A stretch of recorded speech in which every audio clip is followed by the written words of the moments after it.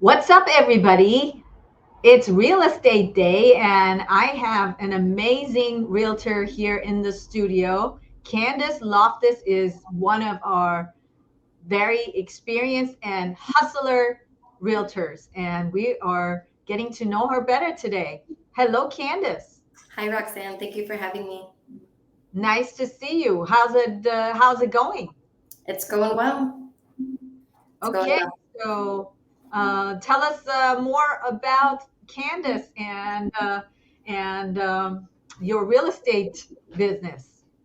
Well, I have been in real estate. This is going on my fifth year. I try every day to learn something new in real estate because it's always something to learn. I Mhm. trying to make sure that I am balancing my personal life with my real estate life. So that's become more smoother the longer that I've been in the business so that I can manage being busy. And this market, the way that it's changed, is definitely taking a lot of diligence and more of my um, better mindset and for me to structure my days all around working in real estate so that I can be productive. You can be productive.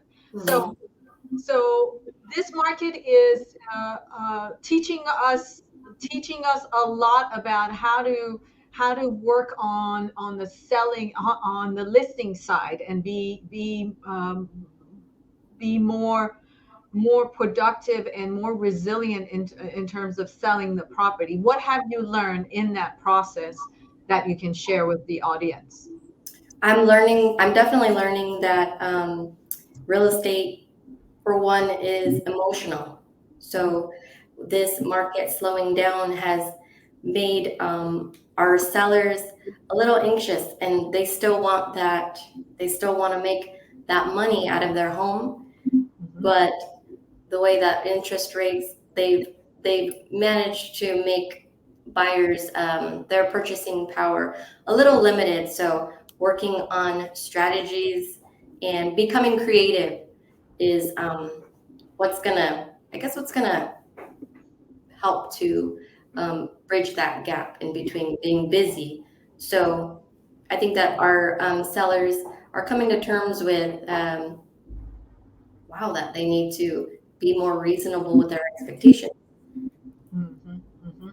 So what's the conversations? What are you telling your sellers these days in terms of being more realistic and what they need to do to make sure that their house actually gets to the point of being sold? Well, initially in our meetings, I'm learning it's best to be realistic with them right from the beginning. They share with us, they share with me their goals, Mhm. but also the conversation is kind of, well, let's compare your home to the homes around your area. Let's see what about your home stands out to other homes, and we try to make our sellers have an edge on other homes in the area.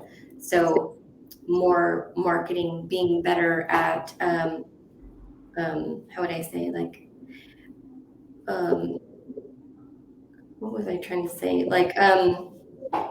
Present the improving house better. improving it. Yes, improving their home. Maybe if they want to cut corners, that's probably not the best thing to do in this market. They need to extend themselves and really be.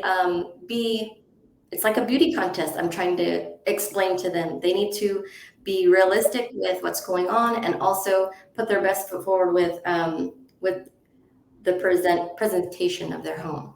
Of their home. That's on a house that is move-in ready, right? Yes, yes. Because if the house is move-in ready and trying to attract that type of buyer that's looking for a move-in ready house, then you're right. You're absolutely right. It's like a beauty contest where you want to show your best. May Mhm. not necessarily be the case with if you're dealing with a fixer upper, because your clientele is different. But you're absolutely right. I like the way you put it, that it's a beauty contest. And Yes.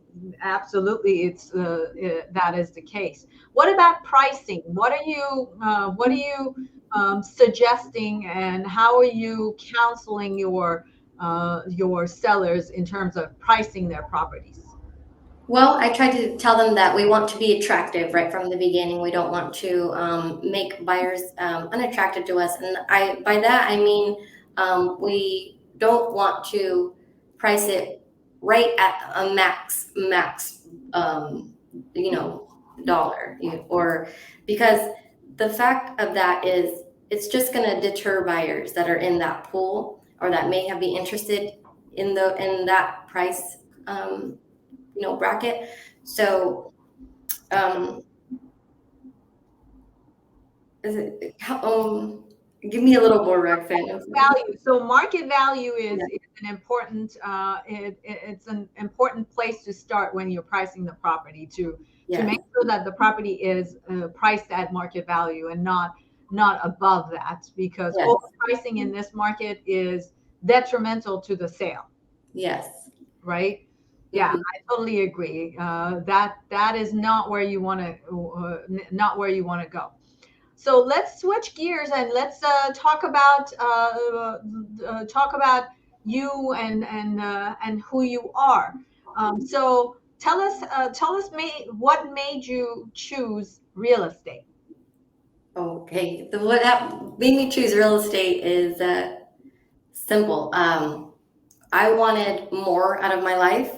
I wanted I wanted to take charge of what my future would become.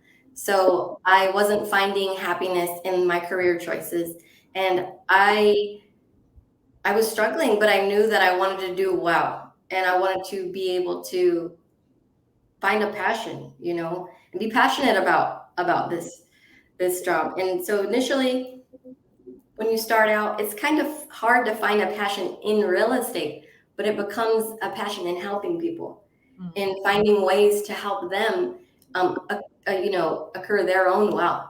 mhm. So I'm finding happiness in doing that and solving people's problems.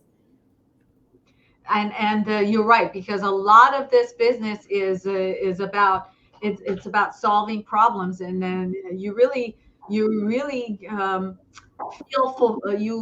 get fulfillment out of helping people achieve their dreams, right? Yes. Yeah. Absolutely, absolutely. So so you got into this business to basically gain more fulfillment for yourself and for family. How did that affect the family? What about real estate? Um, Basically, did you have that decision? Did you come into that decision because of family in any way? Yes, because before I had children, I was going to dedicate myself to becoming a nurse. Mhm. And then when I had my own sons, I realized that I didn't want to spend time away from them. So I love that real estate gives me that opportunity to while they're in school, I'm building our future with through real estate, and that's enabling us to have a better future. And I wouldn't have been able to do that if I was stuck in the office and not able to look at other options of um, building building a better future for my family. So let me ask you this. What happens if the kids are out of school and you have to show them home? How do you juggle that? Originally, I would take them with me. When I first started out, they were very young, and honestly, yes, I would take them with me. There was no way around it. I knew I wanted it to make it work. So I never put it on the client that what I had going on. I would be a mess behind the scenes. But in front of the client, I would pretend like I had it all together. And that's because you're there to help your clients. And so your personal life, you kind of got to separate the two. I mean, people are very understanding, but they don't want you to mix your personal life with being professional. So that when it comes to a situation now, I've secured, childcare with my mom. So that's been so beneficial to working my career. I remember when I first started in the business 22 years ago, and my son just turned 19. So this is going back. He was 5 months old. I remember very vividly. He was 5 months old. I got a call from a seller, and the seller said, "Oh, yep. You want to come over and take a look at the house?" And I said, "Yes, ma'am. I'm coming. What's the address?" Yeah. I had my son in his car seat, and here we go. We went to the listing presentation with my son in the car seat. Fortunately, at 5 months, he wasn't rolling, he wasn't moving, so he sat Yeah. the whole time. And that's how I remember that a 5 month old does not still move around in a car seat. Yeah. We were there for about an hour, and he did just fine sitting in his car seat. And yes, I did get that listing. It's perfect. It helps in some ways. It helps to humanize you. Yeah, absolutely. Absolutely. I totally agree. So, how do you connect with your clients when when you meet a new, let's say, a new prospect? How do you ensure that you connect with them, that you communicate that they're in good hands, and that you will make sure that you take great care of them? First things first, truly listening to your clients. You Mhm. will learn so much if you just let them explain to you what they have going on, what their real estate goals or issues are, and then paying